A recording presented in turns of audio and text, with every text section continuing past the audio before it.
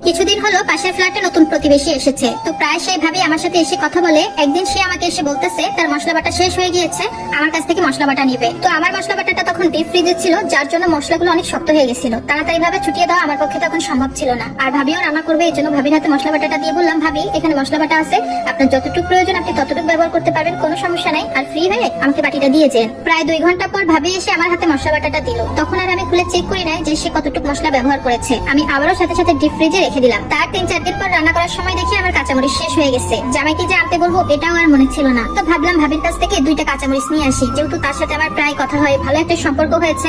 তাছাড়া ভাবি তো প্রায় সময় আমার কাছ থেকে নানান জিনিস নিয়েই থাকে। তাই আর বেশি একপাস না ভেবে ভাবির কাছে যেয়ে বললাম, ভাবি ঘরে কাঁচামরিচ শেষ হয়ে গেছে, আপনি 2টা কাঁচামরিচ দিলেই আমাকে হবে, তরকারিতে দিব, বেশি দেওয়া লাগবে না। কথাটা শোনার পর সাথে সাথে দেখলাম ভাবির মুখটা কালো হয়ে গেল। শুরুতেই কিন্তু ভাবি আমার সাথে হাসি দিয়ে কথা বলেছিল, কিন্তু আশ্চর্যজনক বিষয়, মাত্র 2টা কাঁচামরিচ চাওয়াতে ভাবির মুখটা এত গম্ভীর করে ফেললো, যেটা আমিও তখন বুঝতে পারিনি সে এমন করবে। তারপর সে ফ্রিজ থেকে গুনে গুনে মাত্র 2টা কাঁচামরিচ আমাকে দিল। আর সামান্য 2টা কাঁচামরিচ দেওয়ার সময় সে যে কত অজুহাত দেখালো, মানে তার ঘরে কাঁচামরিচ শেষ হয়ে গেছে, অল্প কিছু আছে, তারও আনা লাগবে, আজকে রান্নাতে তার 2টা কাঁচামরিচ কম দিয়ে রান্না করতে হবে, কারণ তারা একটু কাঁচামরিচ বেশি খায়, আরো অনেক ধরনের কথা। তো ওই মুহূর্তে নিজেকে এত ছোট মনে হচ্ছিল, একদমই মনে হচ্ছিল না যে কাঁচামরিচ 2টা নিয়ে আমার ঘর পর্যন্ত আসি। সত্যি কথা বলতে আমার জীবনের এই চরম শিক্ষা হয়েছে, আমার ঘরে কিছু ফুরিয়ে গেলে অথবা না খেয়ে থাকলেও আমি আর কারো কাছে কিচ্ছু চাইবো না। ছোটবেলা থেকেই আমার মা একটা কথা বলতো, কথাটা তখন আর গায়ে লাগাতাম না। কথাটা হচ্ছে, ঘরে না খেয়ে থাকবি, শুধুমাত্র দরকার হয় পানি খাবি, তারপরও কারো কাছে কিছু চাইবি না, কারো দরজার সামনে হাত পাতবি না। তো যাই হোক, জীবনে একটা শিক্ষা হওয়া দরকার ছিল, সেই শিক্ষাটা আমি পেয়েছি। আজকে নিজের ভুলের জন্যই অন্য মানুষের মুখ কালা দেখেছি। অথচ ভাবি যখন নতুন এসেছে তাকে আমি কত কিছু দিয়েছি, যেহেতু নতুন বাসায় আসলে অনেক কিছুর প্রয়োজন হয়।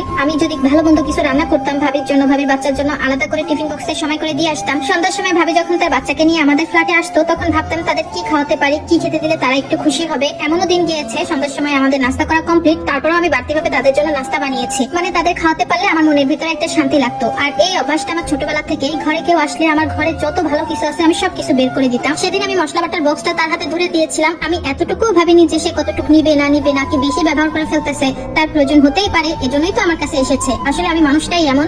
পরবর্তী সময় রাতে আমার মন খারাপ দেখে আমার স্বামী আমাকে জিজ্ঞাসা করতেছে, কি হয়েছে তোমার? তো বাকি কথাটুকু তার সাথে শেয়ার করলাম।